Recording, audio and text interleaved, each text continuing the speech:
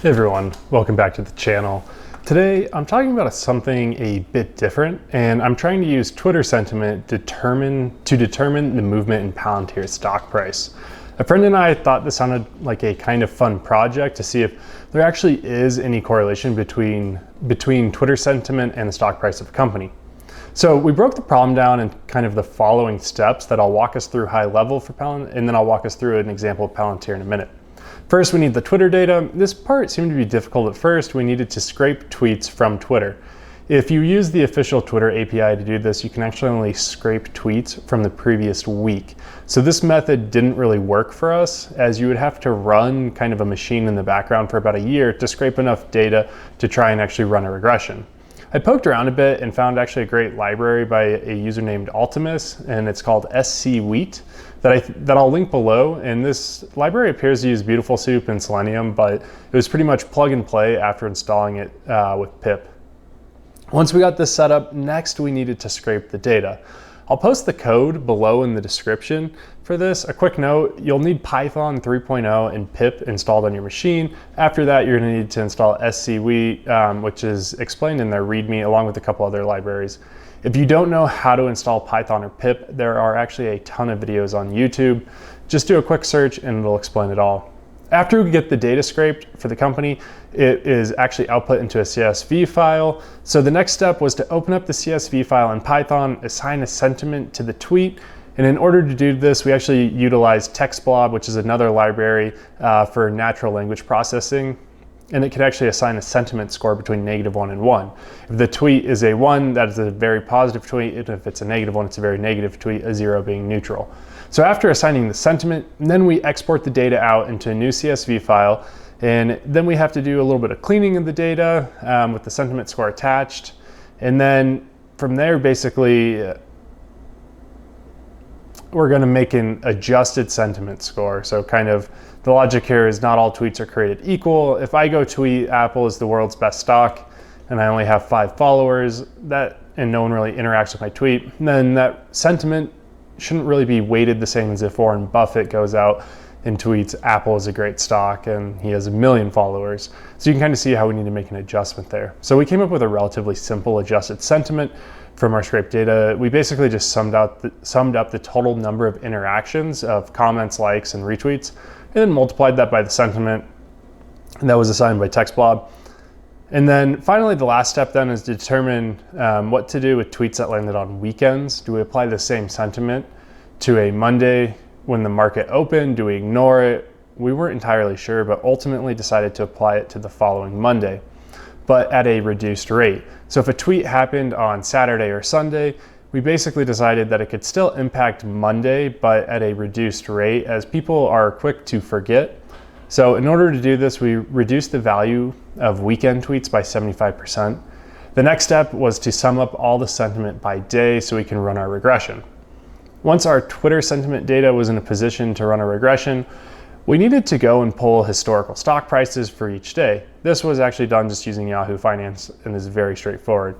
Now that we had both sets of data, we could set up a sheet in our file to run the regression to see if there was a correlation or not.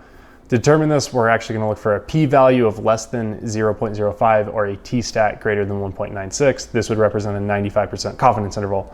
If you haven't taken a stats class in a while, just know those are the numbers you're looking for if you go try to replicate this on your own.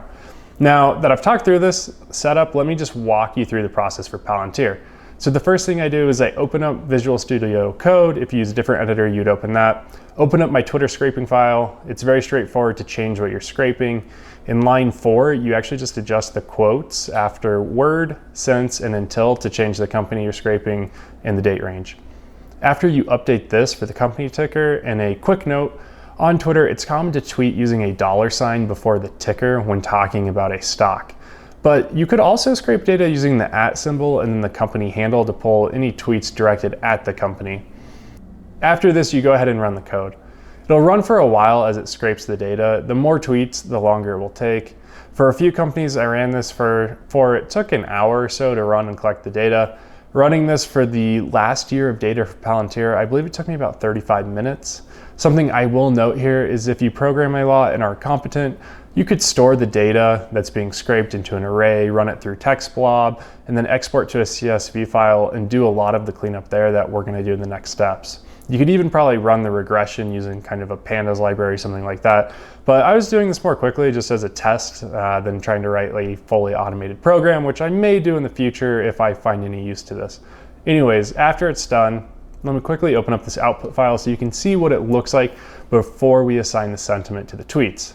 In this file, it scrapes the username, timestamp, text, the tweet, which is actually labeled as embedded text, emojis, comment count, likes, retweets, image links, and the URL to the tweet.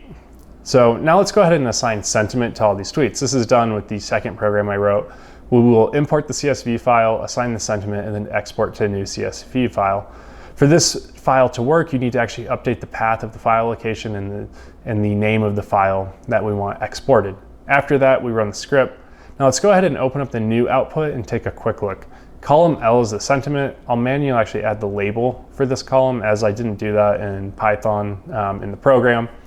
Now we can calculate the adjusted sentiment, which takes a few steps. First, we need to parse out the date from the timestamp so we can determine if it's a weekend or not. After this, we will assign the adjusted sentiment, which is the, again, sum of the comments, likes, and retweets multiplied by the sentiment. I then divide by 1,000 just to keep the number small and the data easier to work with. We also need to reduce it by 75% if the tweet was on a weekend. After this, we will now assign the adjusted date. So if it falls on the weekend, it'll show the date for the following Monday. This is going to be when we sum it all up. And now that we have our data, it's almost ready for the regression. The last step is to take the dates we scraped and sum up the sentiment for each day of an active trading day. Now that we have this, we can navigate to Yahoo Finance, download the stock data, and run our regression to see if the Twitter sentiment can predict the stock price. I brought in the stock data and then went ahead and did an index match to just bring over the sentiment by day that we captured on the other tab. We'll select the stock price of Palantir as the X variable and the sentiment plus 1 day as the Y variable. I think the sentiment might not impact current day and may lag 1 day, so that's what I'm going to test first. If you don't have it turned on, you can actually turn on the analyze in the settings of Excel to run regressions. So for this company, after running the regression, we see a p-value of 0.463, which indicates that Twitter sentiment has no impact on the stock price as it's significantly higher than 0.05. This was actually a very common occurrence I've seen across all the companies I've done this for. There was no actual correlation between stock prices that correspond to Twitter sentiment. I get the same result actually in my second regression as well if I don't offset by 1 day for the sentiment. But anyways, I thought this is kind of a sort of fun project to look into on the side and see if we could find anything where maybe the sentiment would help predict short-term stock movement. We are kind of still working on this in our free time just to kind of refine our algorithm for the adjusted sentiment, exploring multiple industries, see if we can find anywhere this might actually be predictive.